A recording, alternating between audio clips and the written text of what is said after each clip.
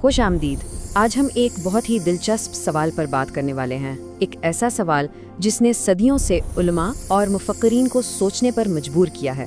قرآن پاک مستقبل میں ہونے والے واقعات کا ذکر ماضی کے صیغے میں کیوں کرتا ہے، اور کیا اس کا جواب جدید سائنس کے ایک حیران کن نظریے میں چھپا ہو سکتا ہے؟ آئیے مل کر اس راز کو سمجھنے کی کوشش کرتے ہیں۔ تو سب سے بڑا سوال یہی ہے، قرآن مستقبل کے واقعات کو ایسے کیوں بیان کرتا ہے جیسے وہ پہلے ہی ہو چکے ہوں؟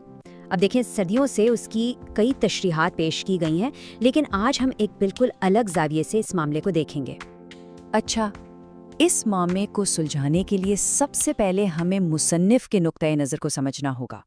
قرآن خود کو ایک ایسی ہستی کا کلام بتاتا ہے جس کا دیکھنے کا انداز، جس کا زاویہ نگاہ کسی بھی انسان سے بالکل مختلف ہے۔ اب ذرا اس کی مثال دیکھیے۔ قیامت جیسے بڑے واقعات کا ذکر ایسے کیا گیا ہے جیسے سور پھونکا جا چکا ہے، اور جنتیوں اور دوزخیوں کے حالات بیان ہو رہے ہیں، حالانکہ ہمارے یعنی انسانوں کے حساب سے تو یہ سب کچھ مستقبل میں ہونا ہے۔ اور اب یہاں آ کر بات اور بھی گہری ہو جاتی ہے۔ قرآنی نقطۂ نظر یہ ہے کہ اس کا مصنف اس کائنات کا خالق ہے، ایک ایسی ہستی جو ہماری طبیعتی حدود یعنی وقت اور جگہ، ان دونوں کی قید سے مکمل طور پر آزاد ہے۔ تو دیکھیں یہ فرق کتنا واضح ہے۔ ایک طرف ہم ہیں، انسان جو وقت کے اندر قید ہیں، ایک لمحے کے بعد دوسرا لمحہ جی رہے ہیں، اور دوسری طرف خالق کا نقطۂ نظر ہے جس کے لیے وقت ایک بہتا ہوا دریا نہیں بلکہ ایک ٹھہری ہوئی جھیل کی طرح ہے، جس میں ماضی، حال اور مستقبل سب کچھ ایک ہی وقت میں سامنے نظر آ رہا ہے۔ قرآن میں ہمیں اس کی کئی اور مثالیں بھی ملتی ہیں جو یہ بتاتی ہیں کہ خدائی پیمانے پر وقت بالکل الگ طرح سے کام کرتا ہے۔ کہیں ایک دن کو ہمارے 1000 سال کے برابر کہا گیا، تو کہیں فرشتوں کے ایک دن کے سفر کو 50,000 سال کے برابر بتایا گیا۔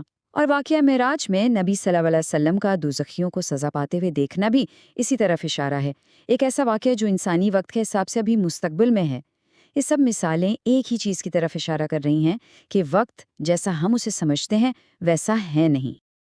اور اب بات ایک بہت ہی دلچسپ موڑ پر آ جاتی ہے۔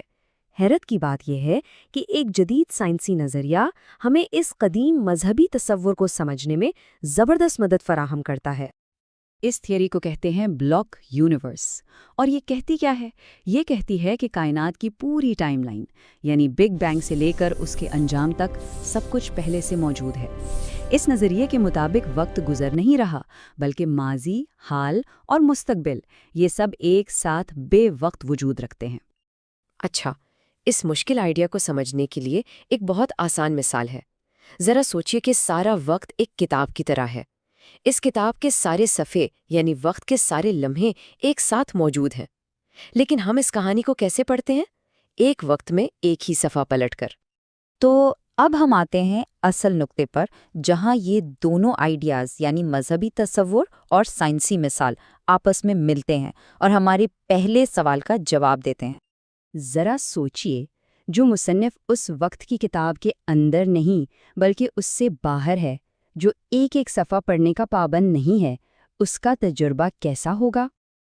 اور جواب یہ ہے، وہ تو سارے صفحے ایک ساتھ دیکھ سکتا ہے۔ اس کے لیے مستقبل کی بات بھی ماضی بن چکی ہے۔ اس نقطۂ نظر سے مستقبل کے واقعات کوئی پیشگوئی نہیں ہے، بلکہ وہ تو ٹائم لائن پر پہلے سے موجود چیزوں کا ایک مشاہدہ ہے۔ اور یہی وجہ ہے کہ ان کا ذکر ماضی کے صیغے میں کیا جاتا ہے، کیونکہ اس کے لیے وہ ہو چکے ہیں۔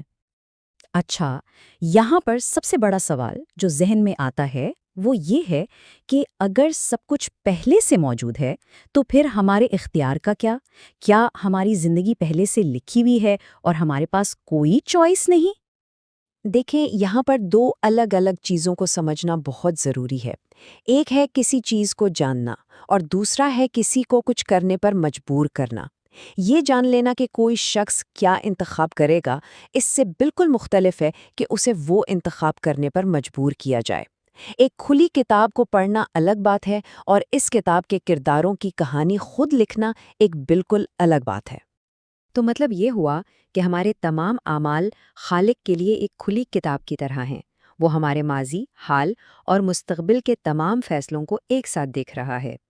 لیکن اس کتاب کو پڑھنے کا مطلب یہ نہیں کہ اس نے اسے لکھا ہے۔ اس کتاب میں جو کچھ لکھا ہے وہ انتخاب اب بھی ہمارے اپنے ہیں، اور زندگی کا یہ امتحان پوری طرح ہمارے آزاد ارادے یعنی فری ول پر ہی مبنی ہے۔ تو اس ساری گفتگو کا خلاصہ کیا ہے؟ یہ ہمیں ہمارے اپنے انسانی تجربے کے بارے میں کیا بتاتا ہے؟ اور آخر میں یہ ایک گہری سوچ، وقت ہماری موت تک صرف ہمارا قید خانہ ہے۔ یہ بات ہمیں یاد دلاتی ہے کہ شاید ہماری حقیقت کی سب سے بڑی دیوار یہ وقت کی دیوار بس ایک وہم ہے، اور اصل آزادی وہ تو اس قید سے نکلنے کے بعد ہی شروع ہوتی ہے۔